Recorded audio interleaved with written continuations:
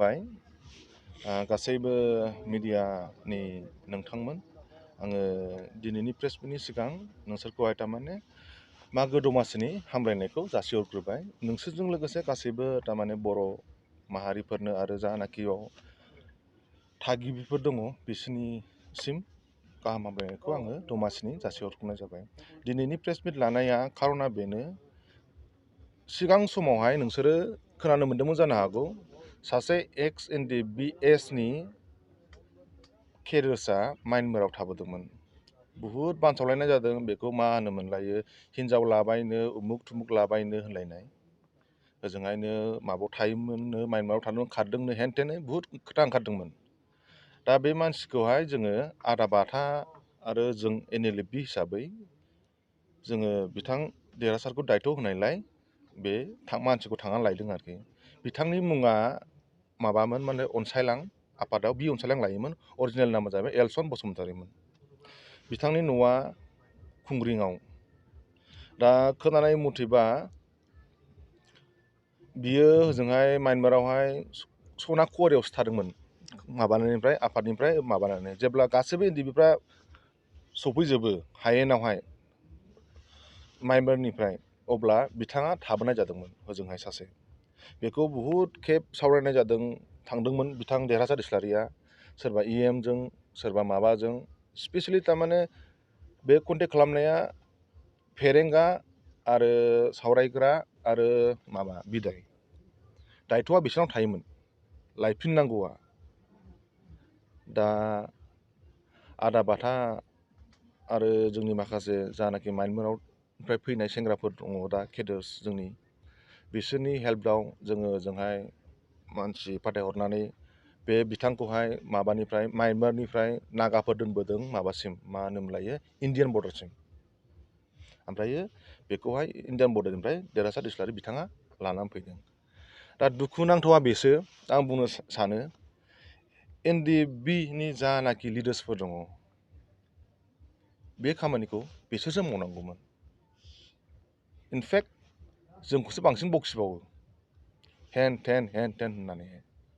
दा आङो बिथां EM दा फरेस्ट डिपार्टमेन्टनि रनजित बसुमतारी सिगांहाय आफादनि NDBSनि जेनेरेल सेक्रेटारिमोन बिथाङा निउसाव नुदों बिमा बिफा जानो हागौ नोंसोरबो न'खराव थांदोंमोन खोमा फट' खेबनो बा भिडिअ' लाहैनो बेहाय बिनि बिफाया गाबदों फिसालाया उमुक दङ थांना लायनांगौ होननानै।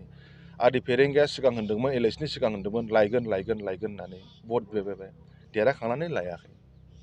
दा बेफोरबायदिखौ नुयोबा जोंखौबो बखिनानै लाब गैया बिसोरो खामानिखौ प्रेक्टिकेलि मावनानै देखायथों बेनिफ्राय जोंखौ बुंथों। आरो दा बिथाङा फैनाय सानथामल' जादों दा फैनाया जानो हागौ दा आदि फेरेंगायाबो मिथिया बा सावरायग्रायाबो मिथिया बा बिदायाबो मिथिया। फेरेंगा सावरायग्रा बिसोरजोंहाय बे मानसिया थाबोदों गार्डबो जाबोदों ओंखाम ओंख्रिबो संनानै जाहोदों। फैफिननानै गावसोर फैनानै इलेक्सन देरहाखांनानै गावसोरनोथ' पावार दंमोन ना लायनो दंना गैयामोन दे दंमोन ना पावार दंमोन लायनो मानो लायाखै। लायनो होनदोंमोननो नै बिथां देरहासारा लास्टावहाय जों बेखौ थुनहरनाय जादों मानो होनबा बिथांखौ जोङो डाइरेक्टलि थाङाखैबाबो जों बिथांखौ थुनहरदोंमोन सावरायहैथां हेल्प मोनगोन खोमा होननानै हेल्प होआखै बेखौ इनफेक्ट उल्थासो माबा बे होनहरदों मा होननानै बुंहरदों बेखौथ' माबा मा होनोमोनलायो आफादनिफ्राय खारदों दे माबा मोनसे जानानै खारबायानो खिन्थु गावसोरजोंनो थाफानाय गावसोरजों ओंखाम संनानै जाहोनाय एखे केमाव थानाय मानसिखौथ' लायफिननांगौ दायथ'आ सोरनिमोन बेथ' जुक्ति गोनां खोथा जायाखै। इनफेक्ट बे बखिबावदोंसो मिडियायाव बे उमुगा हिन्जाव लाबायनो फिसा साथाम दंनो माबा ड्राग्स फाग्लानो दाथ' मानसियाथ' बिदि नङाना प्रुफ होजोब्बाय दा बिसिबां इलेक्सननि सिगां बुङो उमुक खालामगोन हुमुक खालामगोन जेबो खालामनो हाया। दा देरहासार बिथाङा जुदि थांनानै लायामोनबा बेखौ इण्डियान बर्डारसिम नागा जानाखि माइनमारनि जानाखि जोंनि दा सेंग्राफोरा जेब्ला NDBSआव दंमोन माखासेया NLFBआव फरमेसन जायैनि सिगां बिसोरनि कन्टेक्ट लानानै होजोंहाय सना कुवारियाव थानायनिफ्राय लानानै फैदों, दुखु खस्थ' सहायबोनांदों बे मानसिया। दा बे मानसिखौ लानानै जोंनि केम्पआव दोनफैबाय जाबाय।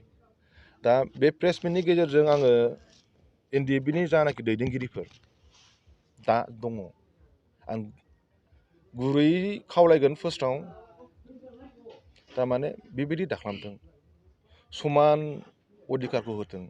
दा नुबावदों दा बुहुत मानसियानो मा रिहेबिलिटेसन मोनाखैबाव, सोरबाया मोनदों सोरबाया मोनाखै। बेफोरबायदिखौथ' सल्भ खालामनांगौ बिसोरो, मा गावसोरनि मानसि मोननाय सोरबा मोनाखै, बेबायदि जानानै दं। आरो खोनानो मोनबावदों, आं प्रेस मिटनि गेजेरजों सिद्दा खोथा बुंखायो, जोंखौहाय दा मा खालामनो नागिरदोंनो, ना गोरान बायदि फोराननो नागिरदों जाहैदों, जानोबो होआ, जेबो सर्स होआ। दाख्लै लेटेस्ट अडिअ रेकर्डिं दङ। बे खोथाफ्रा मानसिनि नामखौ मिथिजोबो जों सोर सोर होनदों ना गोरान बायदि फोराननो नागिरनायखौ। लाब गैया जोंखौ ना गोरान फोराननायनि बायदि, जों चेलेन्ज खालामनानै लाब गैया। जोंनि आफादखौ बोरै फोथांनांगौ, मा खालामनांगौ, बबे टाइमाव मा खालामनांगौ, बिनि स्ट्रेटेजिखौ बानायखानायखा। जोंखौ होनदों उमुक उमुक उमुक थुमुक उमुक थुमुक, जेबो हरनो नाङा बिसोरनो। सोरबा कन्ट्रेक्टरा माइरं हरनो नागिरबाबो हरनो नाङा, सोरबा कन्ट्रेक्टरा बोरमा हरनो नागिरबाबो हरनो नाङा, सोरबा कन्ट्रेक्टरा थाइसे थाइनै जानो गैया मा जानो गैया होननानै दालि सिनि हरनो नागिरबाबो हरनो नाङा होनो। बिसोरनि जाय जायगाखौ हरनो नाङा होनाय जानाखि दा लिडारफोर दंना, पावाराव दंना, बिसोरनि लिस्टखौ दंजोबो दा। आफादसोथ' एनि टाइम एनि मुमेन्ट सिजफायारावसो दं जों। जोंखौहाय बिदि ना गोरान फोराननाय बायदि बुंनाया लाब गैया। नामखौ बुंथ'ला आं, जेब्ला गावसोर गावनो बुंफिनना लाखागोन जों होनाखै होननानै, अब्ला नोंसोर बुजिगोन। बुंथों, आरो जोंखौ ना गोरान बायदि फोराननोबो हाया। जोंनि मानसिया गामि गामि दङ, जोंखौ गामिनि मानसिफ्रा बिराद अनो। दा मोनाबालाय मा जानो, दे राननानै थागोन, राननानै थानायजों मानसिया थैयाना, जोंहाबोथ' मोनसे बेब'स्था खालामनांगोन। दा माबा मोनसे बिनो थां, माबा मोनसे बुंनो थां, सापर्ट खालामा गभर्नमेन्टआ, सापर्ट नाङा, दोरखारबो गैया, होनांगौ माबा गैया, जेरै जुजिदों बिदि जुजिबोगोन। जों मालायनि मा होनोमोनलाय बेबायदि खोथायाव गोजावग्राबो नङा, जोङो एभिडेन्सजोंसो बुङो माखासे खोथाखौ। प्रेस मिट होयैया गोबाव जाबायमोन, आं नेबायसो थाखादोंमोन जेब्ला बे बिथांखौ लायनो हागोन ना, अब्ला प्रेस मिट होगोन होननानै। दा जाय जाय बिथांमोना जोंखौ होनदों थाइसेबो थाखा हरनो नाङा, ना गोरान बायदि फोरानगोन होनदों, जोंजोंहाय बेबायदि बुंनानै लाब गैया। जों जुदि माबानांगौबा टाइमजोंसो खारगोन जों। दा सावरायनाया मोजां सोलिगासिनो दङ, बेहाय जुदि हेंथा होयोबा सोरबा, दा सावरायनाया मोजां सोलिगासिनो दङ, बेहाय जुदि हेंथा होयोबा सोरबा, बेहाय जुदि उमुक थुमुक होनलाबाय थायोबा बे जानाय नङा। मिडियानि प्रेस मिटनि गेजेरजों सिदा खोथा बुंनाय जायो, जोंखौहाय डिस्टार्बबो दाखालाम, जों बबे लामाजों थाबायनो नागिरदों थाबायनो हो, जों मा मावनो नागिरदों मावगोन, देखायगोन। खुगाजोंल' बुङा जों, आखाइजोंबो बुङो खुगाजोंबो बुङो, बे मोननै रोखोम जों मावो।